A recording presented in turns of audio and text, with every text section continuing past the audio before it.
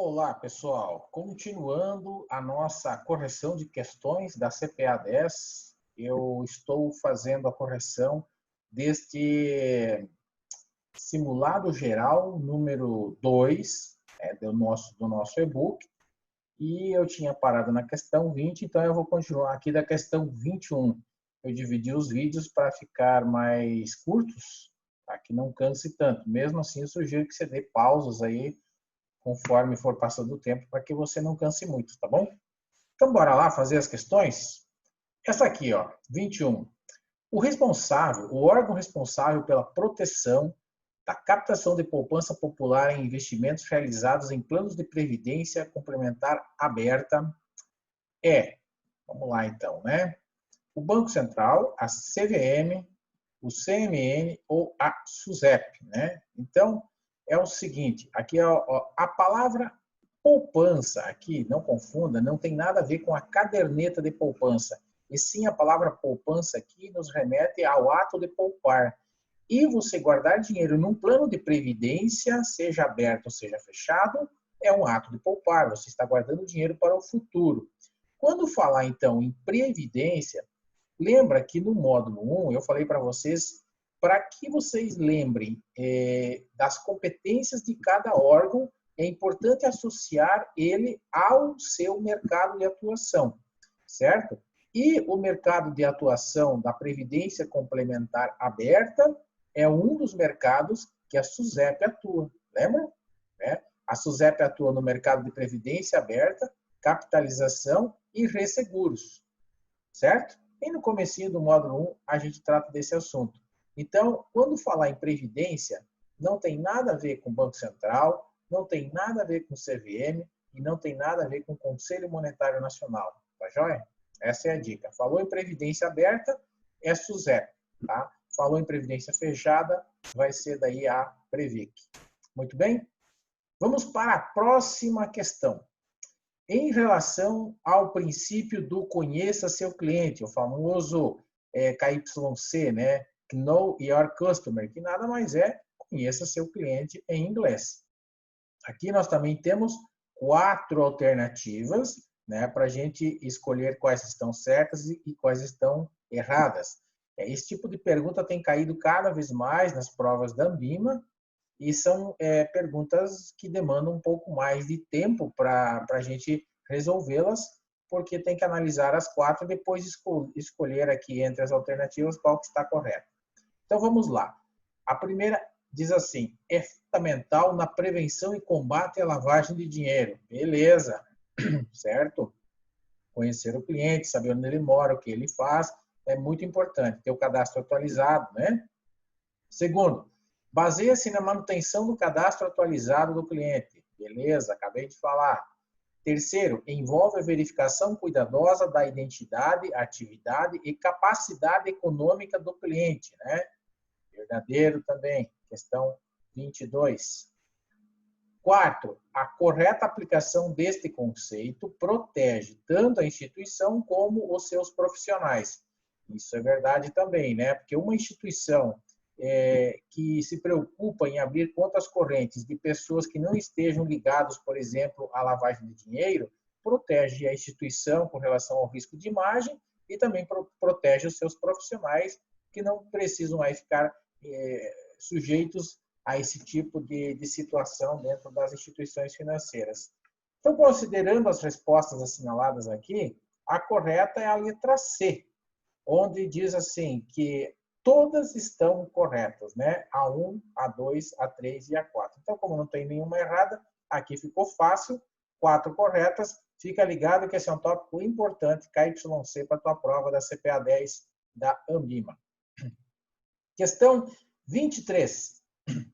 O Código de Regulação e Melhores Práticas para Fundos de Investimentos. O que esse código estabelece? Nós temos vários códigos que caem aí na tua prova da Ambima, e esse aqui é mais um deles, fundos de investimentos, que nós temos aí no módulo 5, né? Fundos de investimentos.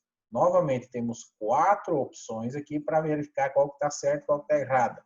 A primeira, é vedada a divulgação de rentabilidades apuradas em períodos inferiores a 1 mês do ano calendário. Então, essa aqui está correta, é verdade. Não pode fazer divulgações em períodos inferiores ao mês, ou seja, divulgar rentabilidade de 15, 20 dias, por exemplo.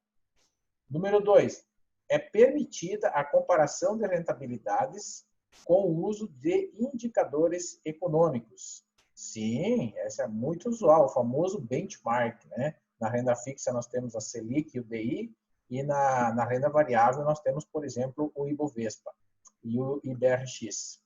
Número 3, então temos a primeira e a segunda como certa. Deve ser informado que a rentabilidade divulgada é bruta. A rentabilidade divulgada é bruta. Sim, é verdade isso aqui. A rentabilidade sempre vai ser bruta, né, de impostos. Ela nunca é líquida de impostos, por quê? Porque a gente não sabe quando que o cliente vai resgatar. E é cobrar, o fundo de investimento cobra no come cotas e no resgate. E o 4, o selo Ambima garante a idoneidade do administrador. Não, isso aqui não está certo, porque o selo Ambima ele deve ser aplicado sobre o prospecto, o formulário de informações e do regulamento do fundo, para informar que aquela instituição financeira segue as regras da Ambima, não para dizer que para garantir nada, na verdade. Então, a resposta correta é 1, 2 e 3, letra A. Tá bom? Não vai na onda, assim como dica, quando tem essas palavras como garante, né? E são as palavras muito definitivas, muito fortes, então cai fora desse tipo de palavras aí, que geralmente elas estão incorretas. Número 24, o cliente acabou de receber a divulgação da rentabilidade dos diferentes fundos do banco. Ele recebeu uma propaganda lá da rentabilidade. Neste material deve constar que a rentabilidade é líquida da taxa de administração e impostos, bruta da taxa de administração, bruta da taxa de administração e impostos e bruta de impostos. Bem, antes de nós respondermos essa questão, vamos lembrar sobre o que a questão está falando. A questão está falando sobre taxa de administração, né, e tributação em fundos de investimentos. Bem, qual que é a regra, gente? Qual que é a regra? Em fundos de investimento, todo dia é divulgado o valor da cota, já descontada a taxa de administração. Então, o fundo, a cota já vem líquida, a rentabilidade já vem líquida da taxa de administração, né? Estou falando aqui em rentabilidade, mas o valor da cota ele já vem com a rentabilidade. E bruta de impostos, porque os impostos eles não estão descontados, pois eles serão descontados no momento do resgate, né? É claro que tem o come cotas, né? Mas aqui nós não temos essas informações. Então, a resposta certa na 24 é que é bruta de impostos, né? A letra C.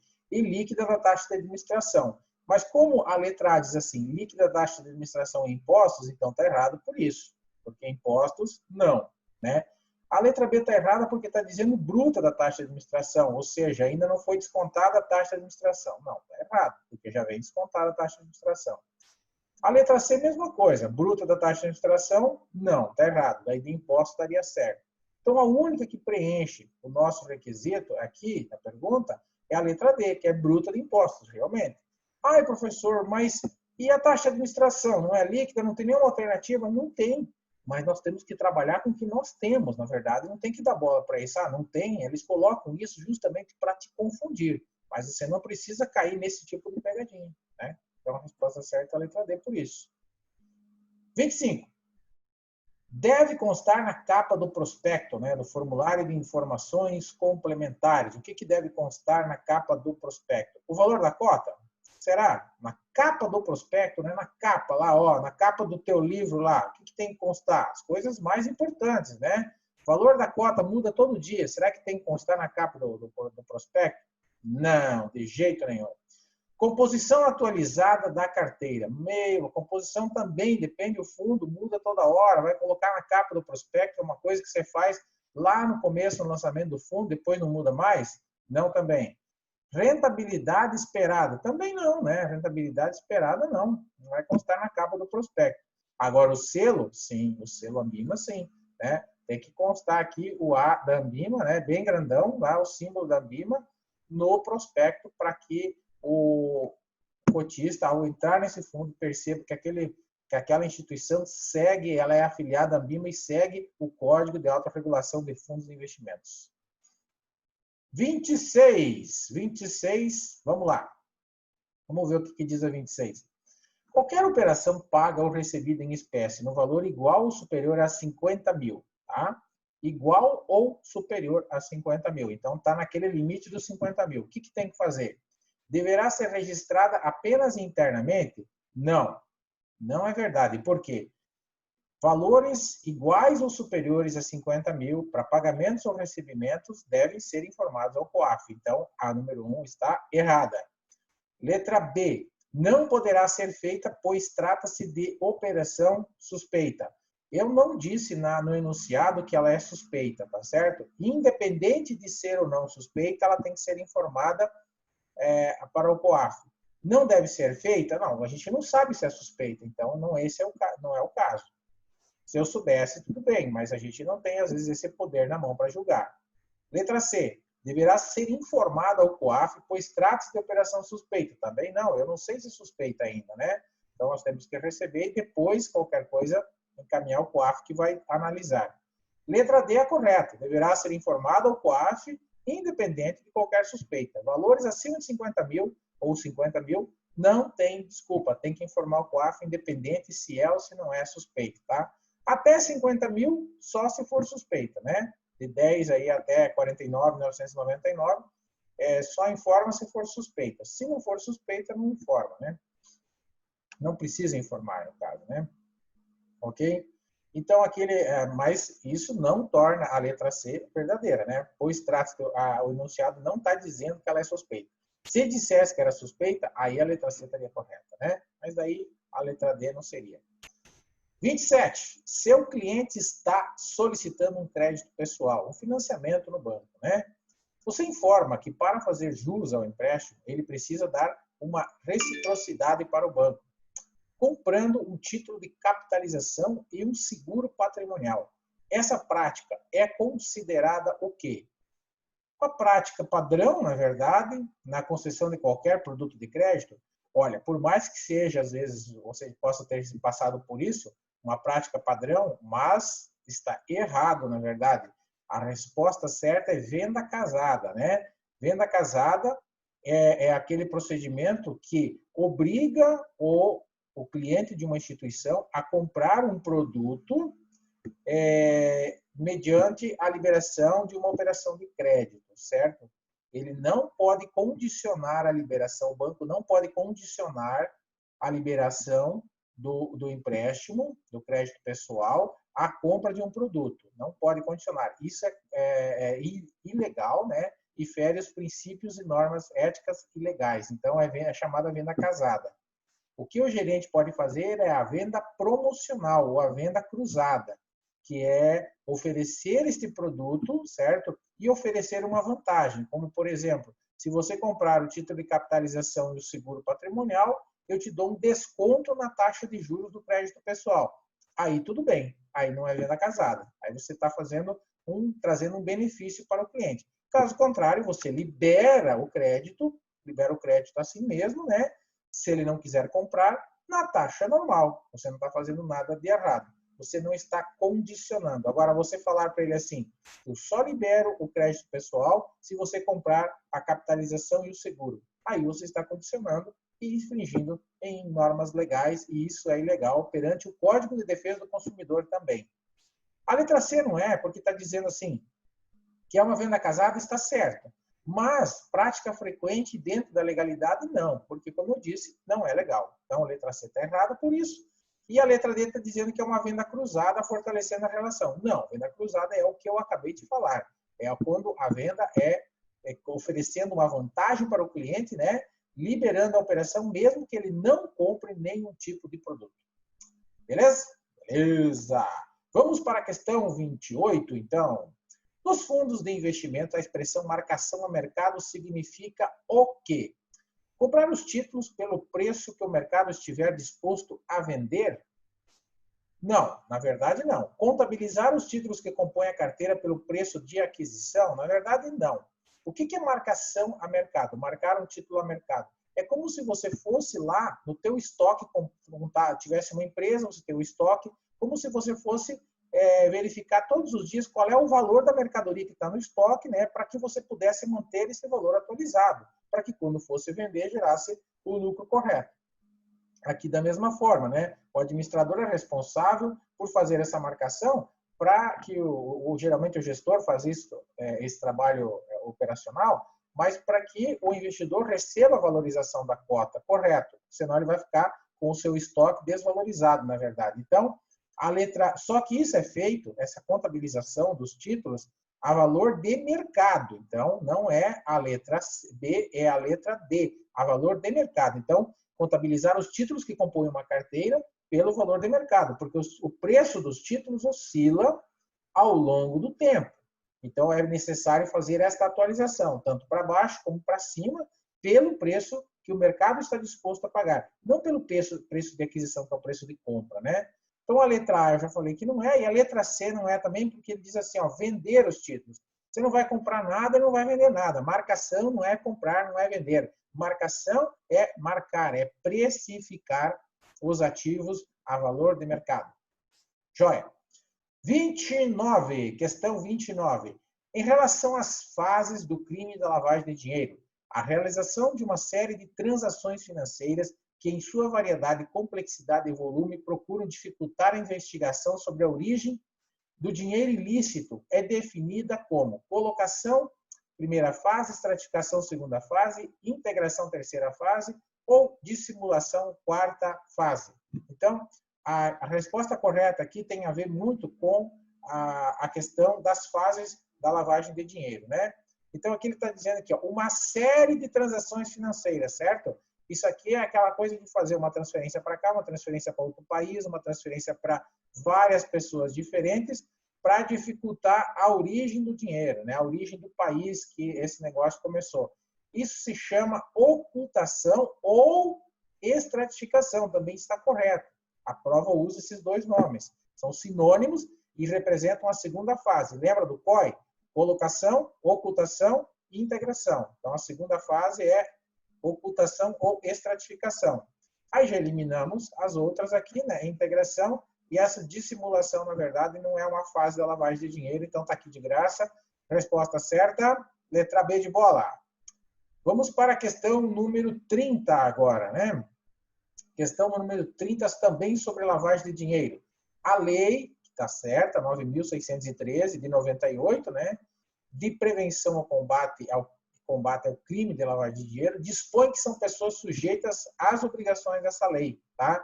Não só pessoas, mas empresas também, né? Então, aqui eu coloquei os bancos, né? As bolsas de valores, os comerciantes de joias, os atacadistas e as administradoras de cartão de crédito. Qual que você acha que está correta aqui nessas alternativas abaixo, né? Que nós temos aqui.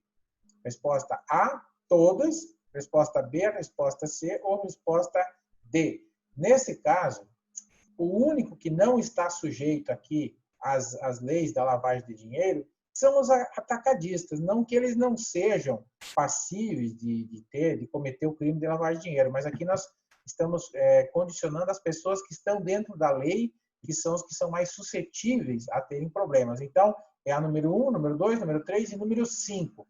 Qual que é a alternativa que atende a essa questão? 1, 2, 3 e 5, resposta certa, letra C, né? Letra C de casa são as alternativas corretas. Os atacadistas não são incluídos na lei da lavagem de dinheiro como obrigatórios a prestar contas, vamos dizer assim, ao COAF. Os bancos têm lá as regras do COAF que tem que cumprir, prestando informações das movimentações dos seus clientes, por exemplo, as bolsas também, quem mexe com obras de arte também, os cartórios, né, que fazem transferências de bens imóveis e também as administradoras de cartões de créditos. E a lista é muito maior do que essa, eu só coloquei algumas aqui para nós lembrarmos desse assunto para a prova. Questão número 31. Para cálculo da rentabilidade anual dos fundos de investimento, o administrador deve utilizar como base o quê? 31. O ano padrão, 360 dias, né, o ano comercial, mês padrão de 21 dias úteis, o ano padrão com 252 dias úteis, o mês padrão com 30 dias corridos, tá?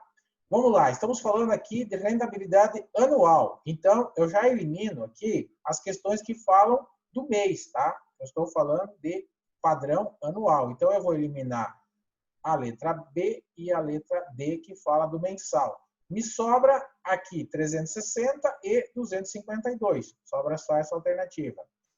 A rentabilidade anual de fundos de investimento sempre é calculada com base nos dias úteis, beleza? A grande maioria é calculada com base das taxas e das rentabilidades em investimentos, é calculada com base em dias úteis. Então, temos aqui 252 dias por padrão. Essa é a quantidade de dias úteis num ano para fins de cálculos, tá, de taxas e tudo mais no Brasil, mesmo independente do número de feriados ou de sábados e domingos que nós tenhamos naquele ano. Continuando, questão 32, fatores que devem ser considerados para efetuar o API, né? O API é a análise do perfil de investidor na venda de um produto de investimento. A idade e o perfil do cliente, o horizonte de tempo do investimento, o grau de aversão ao risco do cliente. Resposta certa, todas as alternativas. Nós temos que verificar a idade? Sim. O perfil do cliente é justamente isso que nós queremos definir, se ele é conservador, ou se ele é moderado, ou se ele é agressivo. O horizonte de tempo importa para analisar o perfil? Claro que importa.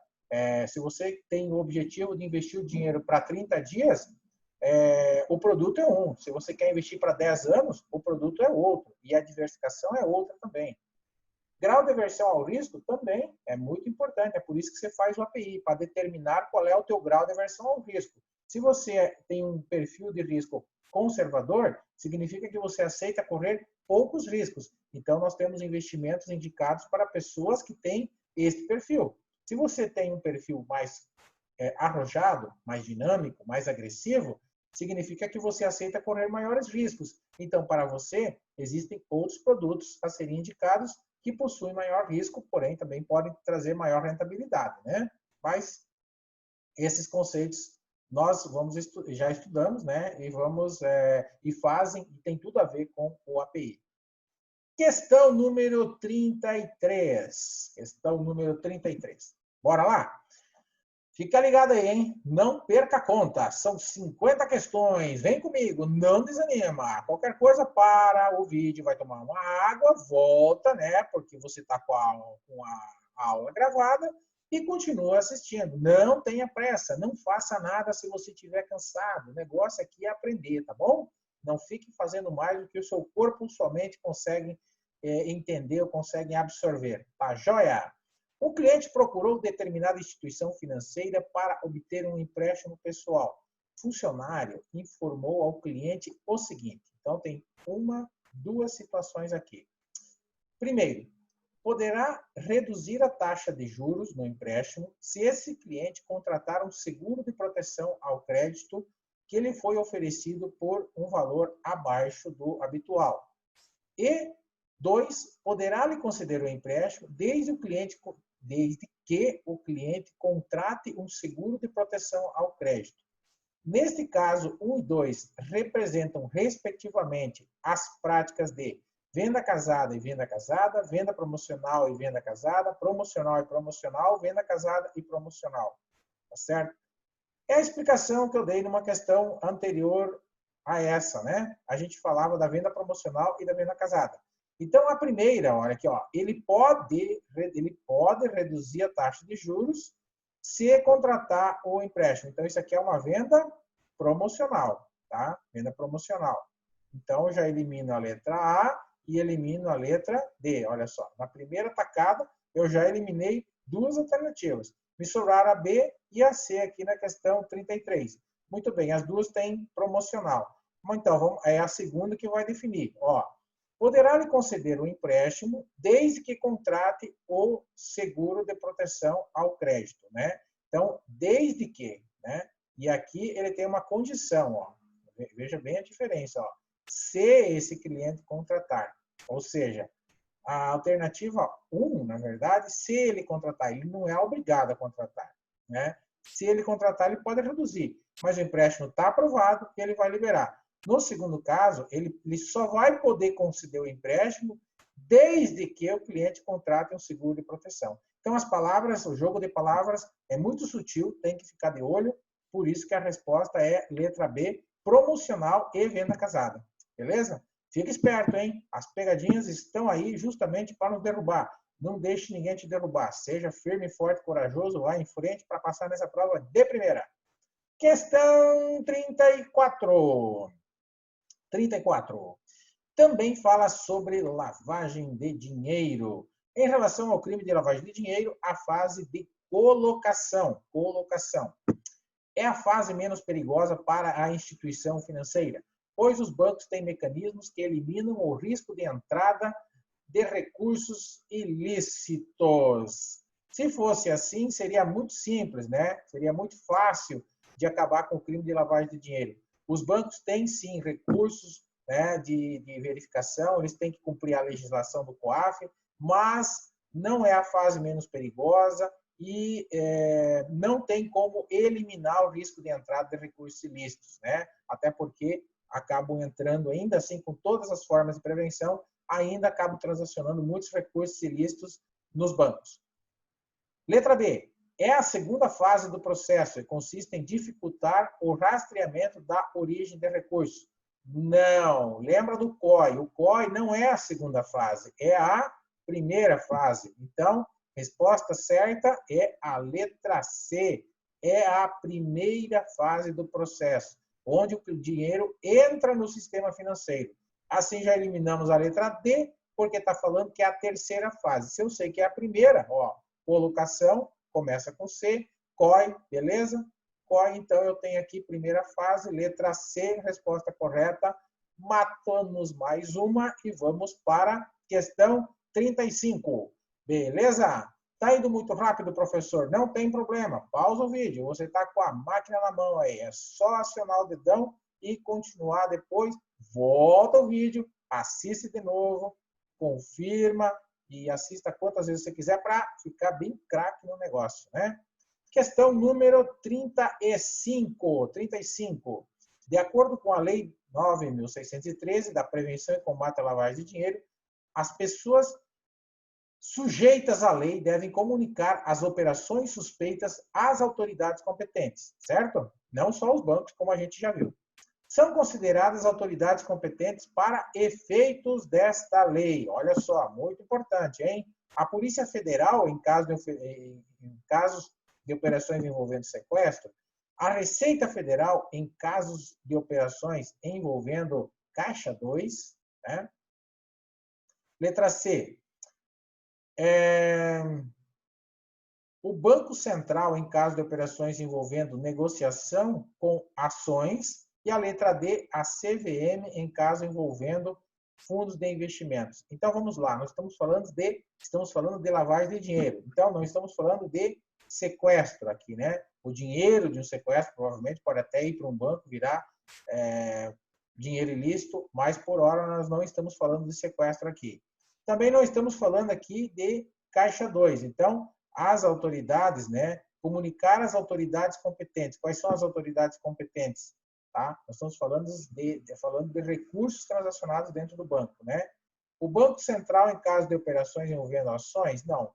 Quando envolve ações, nós tratamos com a CVM e fundos de investimento também, que é a CVM que cuida do mercado de capitais. Então, resposta certa, letra D, né? Ou seja, deve comunicar a CVM operações suspeitas relacionadas a fundos de investimentos e o mercado de ações também.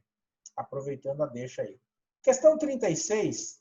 Para investidores idosos, são recomendáveis investimento de... Bem, aqui você tem que prestar atenção sempre na questão do análise do perfil do investidor, né? Então, geralmente, a regra é a seguinte. Investidor, quanto mais idoso, quanto mais velho, na verdade, ele é mais conservador, tá? Ele tem menos tempo para poder recuperar possíveis perdas. Então, ele precisa de investimentos com alta liquidez e baixo risco. Dessa forma, eu já respondi a questão. alta liquidez e baixo risco, resposta certa, letra B. Alta liquidez por quê? Porque uma pessoa idosa, a qualquer momento, pode precisar do dinheiro, por uma questão de saúde ou por outro motivo qualquer. E baixo risco, porque se ele precisa de liquidez e ele está investido, por exemplo, em ações, e as ações estiverem em baixa, ele não vai conseguir resgatar naquele momento. Então, investimento de baixo risco, tá certo? Isso elimina a C e a D, que está falando alto risco, e elimina a letra A, que está falando baixa liquidez, né? Porque o que é alta liquidez? Eu posso vender o produto e transformar em dinheiro a qualquer momento. Por exemplo, dinheiro na poupança. Eu posso sacar o dinheiro a hora que eu quiser, né? Tá lá o dinheiro, tem liquidez diária, assim como fundos de investimentos com liquidez diária. Então, alta liquidez é isso. Baixa liquidez é o exemplo das ações que eu dei, ou o exemplo de um produto de renda fixa, por exemplo, que tenha um prazo de 1 ano com carência, por exemplo. Você não pode sacar, então você tem que esperar 1 ano para resgatar. Isso, para um idoso, pode ser um problema, né? Se ele precisar do dinheiro, não vai conseguir resgatar. Tá bom? Entendeu? Se entendeu, vamos para 37.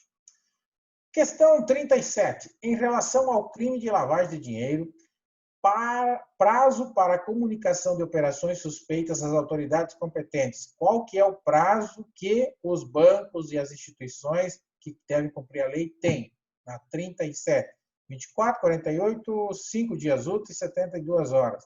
Cara, 24 horas. 1 dia. Beleza? 1 dia, não esquece. Então, operação suspeita tem que ser comunicada em até 24 horas para o COAF, tá certo? Para as autoridades aí, competentes que a gente já falou, né?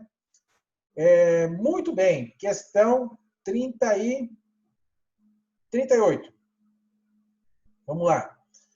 Questão 38. Vamos limpar aqui só um pouquinho esses desenhos e, muito bem, e ler a questão 38. Você tem observado movimentação atípica na conta do seu cliente. Qual que é a sua atitude como gerente nesse caso, né? Vamos dizer que você seja gerentão já do banco aí.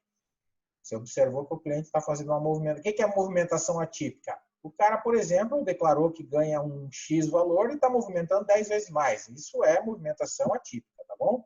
Isso na pessoa física como na pessoa jurídica. Então, vamos lá. Questão 38. Qual que é a tua atitude nesse caso?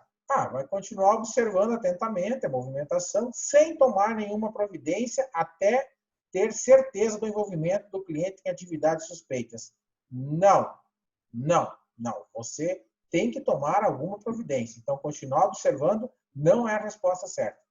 Letra B, denunciar o cliente à Polícia Federal, preservando, assim, eventuais punições. Nunca faça isso. Não cabe a você denunciar ele para a Polícia Federal. Isso pode trazer problemas para você. Então, deixa quieto, siga as normas apenas de comunicar o COAF. Então, o que você tem que fazer? Indagar o cliente sobre a causa dessa mudança na movimentação financeira e, se a atividade for considerada suspeita, né, comunicar a operação às autoridades competentes. Essa é a atitude correta de um bom gerente de uma instituição financeira. A letra D está errada por quê? Indagar o cliente sobre a causa desta mudança na movimentação financeira e, se considerada suspeita, informar ao cliente. Então, jamais informar ao cliente. Você tem que informar as autoridades competentes, né?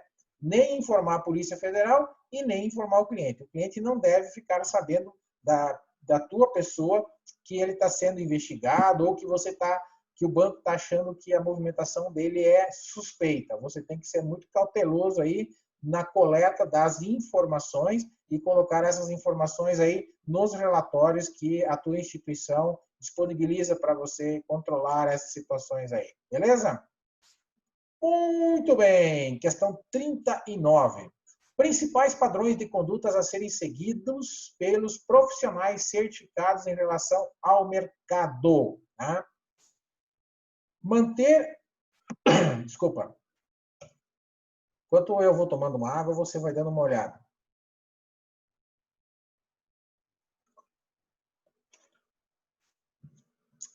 Obrigado. Letra A. Manter elevados padrões éticos na condução de todas as atividades. Essa é a questão certa, né? Manter elevados padrões éticos. Aliás, Padrões de conduta fala muito em ética, na verdade, né? Ética e transparência, duas palavras que aparecem muito na BIMA. A letra B, por que não é a letra B? Porque ela está dizendo assim, que em relação ao mercado, padrões de condutas a serem seguidos, não assegurar a observância de práticas negociais equitativas. Práticas iguais, práticas semelhantes para os mesmos clientes. Então, ela está dizendo não aqui. Então, não é mesmo, não é verdade. Letra C não é porque está dizendo aqui que aceitar a intermediação de recursos ilícitos, jamais, jamais, né? Totalmente errado, não pode, está contra as normas, né? E letra D, contribuir para a veiculação de fake news sobre investimentos para ganhar mercado de forma alguma, né? Está muito na moda falarmos aí de fake news e isso não é legal também na prática aí relacionado a fundos de investimentos. Próxima questão, número 40. A questão 40, ela diz respeito também aos padrões de conduta a serem seguidos pelos profissionais certificados em relação agora à instituição participante. É aquela coisa de você não falar mal do teu empregador, né? De você respeitar o empregador. Então, vamos lá. A questão 40, as alternativas são as seguintes. Falar em público dos investimentos sob a responsabilidade da instituição. Não, esse aqui não é um princípio a ser seguido. Ele está pedindo aqui, ó, padrões a serem seguidos. Falar em público dos investimentos. Você gostaria que alguém falasse em público sobre a tua situação financeira que você tem lá no teu banco, né, do teu gerente? Eu vi ele falar isso para os outros? Não. Então, não faça aos outros o que você não gostaria que fizesse para você, né? Então, essa é a regra. Simples assim. Letra B. Manifestar opinião que prejudique a imagem do seu empregador. Claro que não. Não pode, né? Não pode. Sempre fala assim, tá descontente, pede para sair, mas não fica falando mal. Letra C. Não participar de atividade que compitam com o seu empregador. Esta é a resposta certa, né? Não vai querer montar um banco aí, né? Trabalhando dentro do banco, montar um banco, né? Então, isso não pode. Vai competir com o próprio banco, com a cooperativa. Então, isso aqui tá errado, né? Principais práticas a serem seguidas, né? Na questão 40 aí, a resposta certa é a letra C. E a letra D, só informar, em último caso, sobre investimentos adicionais que possui e que possam influenciar o seu trabalho, né? Na verdade, não tem como, né? Você tem que informar. Questão número 41. 41. Principais padrões de conduta a serem seguidos pelos profissionais certificados em relação ao investidor. Tá bom? Vamos lá. Padrões de conduta de novo. Em relação agora ao investidor, que nós já falamos em relação ao mercado, em relação às instituições e agora em relação ao investidor. Quais são os principais padrões que nós devemos seguir? Manter dependência no aconselhamento de investimentos, a 41. Né? Distinguir fatos de opiniões com relação aos investimentos aconselhados. Não orientar o cliente sobre investimentos para não induzi-lo a erro. E o conflito de interesses em investimentos faz parte e agir com ética ajuda a aumentá-lo. Conflito de interesse não faz parte. Então, não é essa aqui. Conflito de interesse é quando meus interesses estão misturados com os interesses da instituição e isso não é bom. Letra C, não orientar o cliente sobre investimentos para não induzi-lo ao erro. Não, nós não podemos induzi-lo ao erro, mas não orientar não é a saída. Nós temos que procurar a melhor solução para o cliente, orientando dentro do que nós temos, dos produtos que nós temos, de acordo com o perfil do cliente, né? A letra B, distinguir fatos de opiniões com relação aos investimentos aconselhados. Essa é a resposta correta. Por que distinguir fatos de opiniões? Porque muitas vezes às vezes o gerente pode se sentir assim motivado a levar o cliente a investir num produto que ele ouviu falar na televisão, na internet, ou que ele tem investido dinheiro e fala assim, olha, esse aqui eu investi, eu gostei, acho que é bom para você. Né? Isso aqui não é receita de bolo, então o que é bom para um pode não ser bom para o outro, porque depende de vários fatores, objetivo, idade, risco, perfil. Então, distinguir fatos de opiniões, né? Fato é fato, né? Opinião é tipo assim, uma opinião, então não quer dizer nada muito concreto, né? Não é ciência. E a letra A, manter dependência, né, do aconselhamento. É independência, não dependência, né? Então está errado por essa palavrinha aqui, né? Você não pode ter dependência no aconselhamento ao teu investimento. Você tem que falar para ele o que você tem, fazer o perfil dele e deixar ele escolher, na verdade, o investimento mais adequado. E você figurar ali como uma espécie de mediador, né? Nem tanto da tua opinião pessoal, né? Sempre a opinião balizada na tua instituição, porque tem gente lá só fazendo isso, né? Que são os analistas. Então pega e lê ou passa para ele ler, passa informação para ele tomar decisão, né? E você distribui essa informação para o cliente. É isso que se espera de um gerente que seja certificado Ambima, tá? Número 42, questão número 42, fala o seguinte: devido à expansão do crédito, o consumo das famílias vem aumentando. Olha só que coisa boa, né? Consistentemente. O que o consumo das famílias provoca? Elevação da taxa de câmbio? Será? Queda do IPCA? Elevação do PIB ou queda do PIB? Cara, com certeza, se aumentar o consumo, né? Aumenta a elevação, aumenta o PIB, na verdade, aumenta o produto interno bruto, porque a fórmula do PIB não é lá o consumo mais os gastos do governo, né? Mais os investimentos das empresas, menos as exportações líquidas. Então, se o consumo é um dos itens, olha só, quanto maior o consumo, maior vai ser o PIB, beleza? Queda do PIB, então, está fora de cogitação. Queda do IPCA. O que é o IPCA? O IPCA é a inflação. Gente, quando o consumo aumenta, a tendência da inflação é aumentar, né? Porque aí vende-se mais produtos, aumenta a demanda, a oferta pode diminuir e aumenta os preços. O que é a inflação? Aumento generalizado dos preços. Letra A, elevação da taxa de câmbio. Cara, se o consumo aqui é interno, não tem nada a ver com taxa de câmbio, então provavelmente não vai afetar, não vai ter nada a ver. A resposta certa continua sendo a elevação do PIB. Tá bom? Questão número 43 agora. 43 é o seguinte: a principal diferença entre o IPCA e o IGPM é que, muito bem, o IPCA mede a evolução dos preços do consumo de famílias com renda entre 1 e 10 salários mínimos, enquanto o IGPM abrange famílias com até 40 salários mínimos. Cara, aqui tu tem que ficar ligado nas diferenças desses dois indicadores aqui, que é indicadores de inflação. O IPCA é medido entre as famílias que ganham de 1 a 40 salários mínimos, não é 10 salários mínimos, tá? E o IGPM não é calculado dessa maneira, não é feito na ponta o cálculo. O IGPM é calculado lá pelo IPA, 60%, IPC, 30%, mais o INCC, 10%. É a soma ponderada desses três indicadores. Então, letra A, totalmente fora de cogitação. Letra B, o IPCA é calculado pela Fundação Getúlio Vargas, enquanto o IGPM é pelo IBGE. Cara, justamente o contrário. Então, letra B, fora de cogitação, tá bom? Lembra que o IPCA é calculado entre as famílias que ganham de 1 a 40 salários mínimos. Então, é feita uma pesquisa com essas famílias para ver quanto que elas estão pagando pelos produtos das cestas, daqueles itens que compõem o cálculo do IPCA. Muito bem, se é uma pesquisa, quem faz pesquisa? O IBGE. Bingo. IPCA, IBGE. Letra C.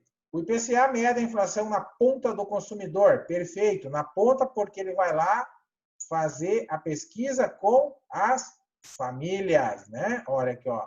Famílias que ganham de 1 a 40. Perfeito. Enquanto o IGPM é um índice mais abrangente, que inclui atacado, varejo e construção civil.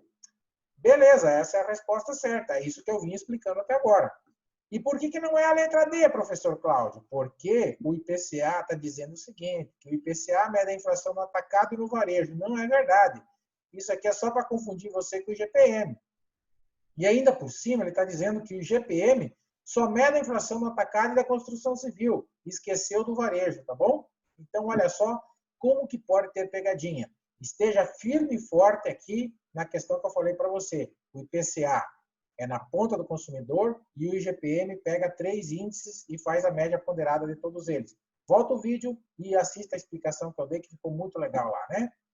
44, o número do meu sapato. Não é tudo isso não.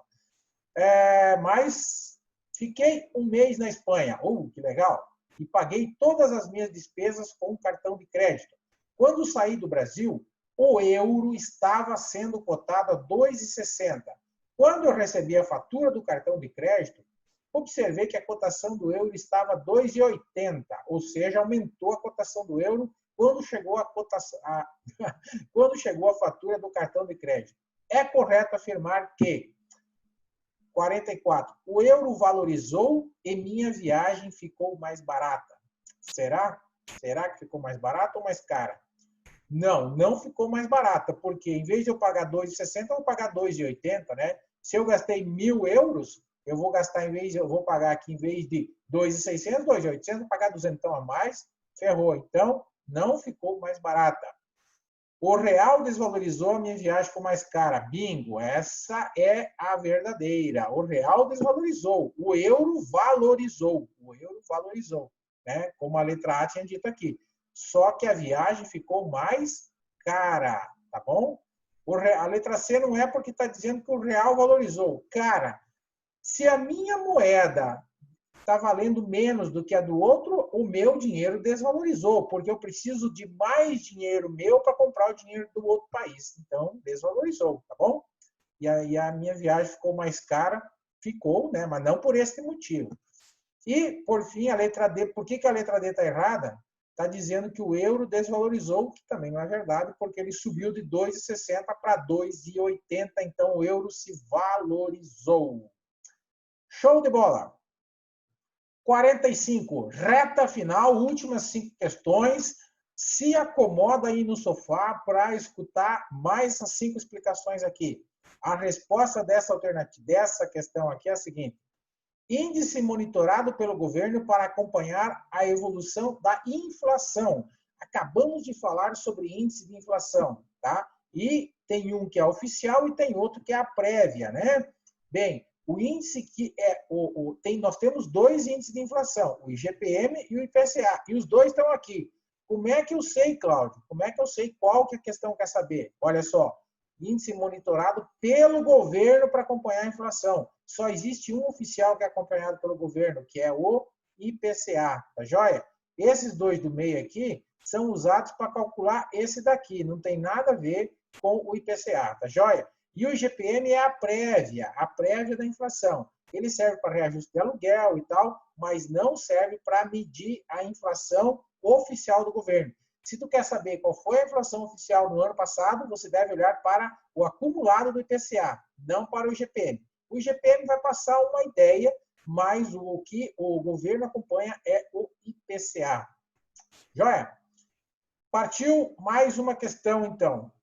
Questão número 46. 46 fala o seguinte. A Ana investiu recursos em CDB pós-fixados, né? CDB pós-fixado, que você não sabe quanto que vai render. Vai depender aí do CDI, que geralmente é o benchmark. E em fundo de pensão atrelado à inflação. Fundo de pensão, o que é? Uma previdência fechada. Quais são os benchmarks mais prováveis destes dois produtos aqui? Fundo de pensão e o CDB. Respectivamente, quer dizer, primeiro o CDB, depois o fundo de pensão. Então, 46, qual que é a alternativa certa? IGPM e IPCA? Olha só, eles são atrelados à inflação, né? Os índices de inflação são IPCA e IGPM. Então, pode ser que seja, mas o CDB não pode ser atrelado ao IGPM, então não é a letra A.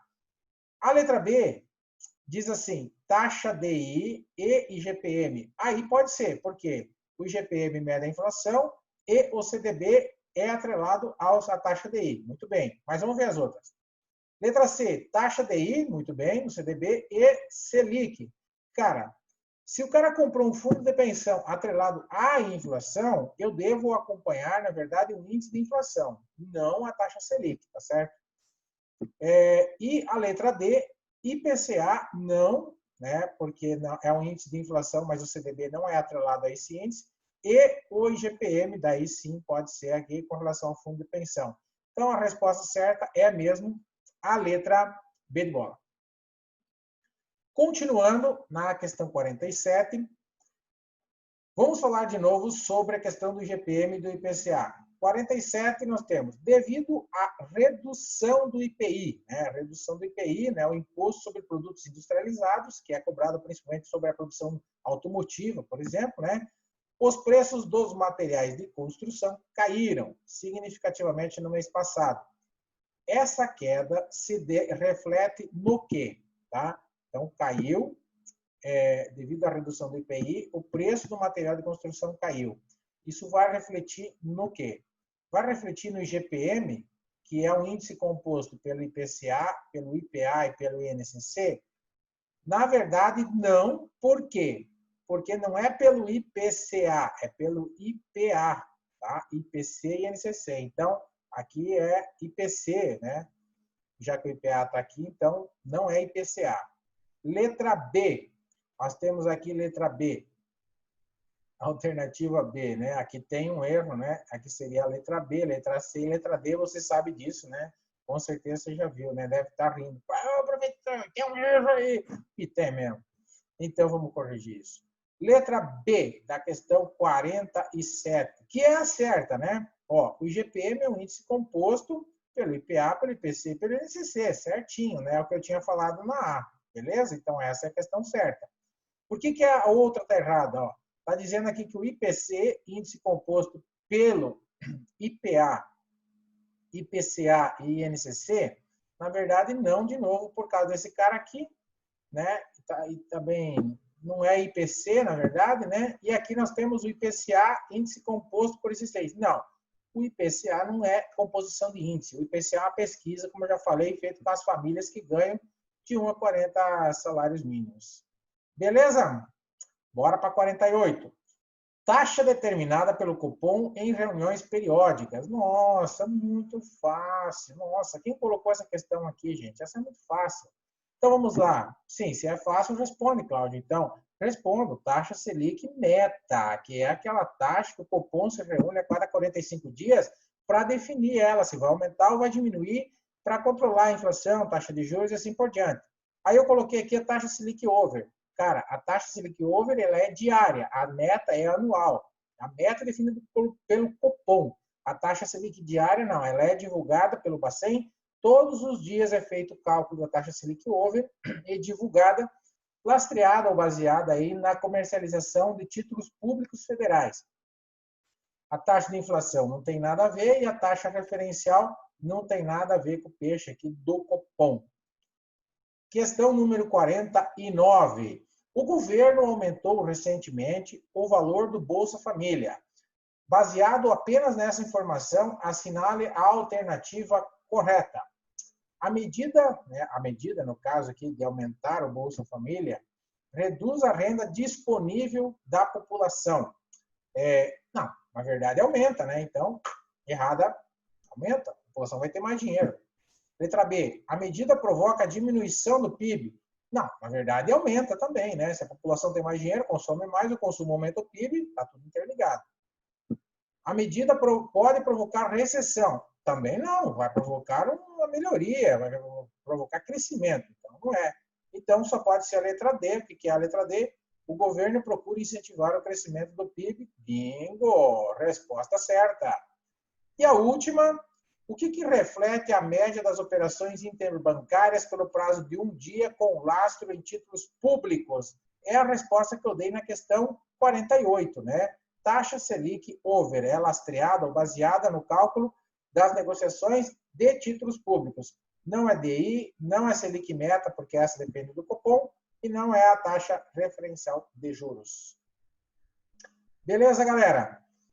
Olha, espero que você tenha gostado dessa forma de resolver questões, né? Aqui eu fiz o simulado 2. Daqui a pouco eu vou gravar um outro vídeo do simulado 3, né? Para que você possa também ter em mãos aí as respostas em vídeo. Aqui tem o gabarito, né? E se você adquiriu esse e-book, você deve estar com esse material todo na mão, tá joia? Sempre gosto que você se dedique muito, é muito interessante. Eu acho que você, com os vídeos, você consegue entender melhor a questão. E eu espero estar te ajudando.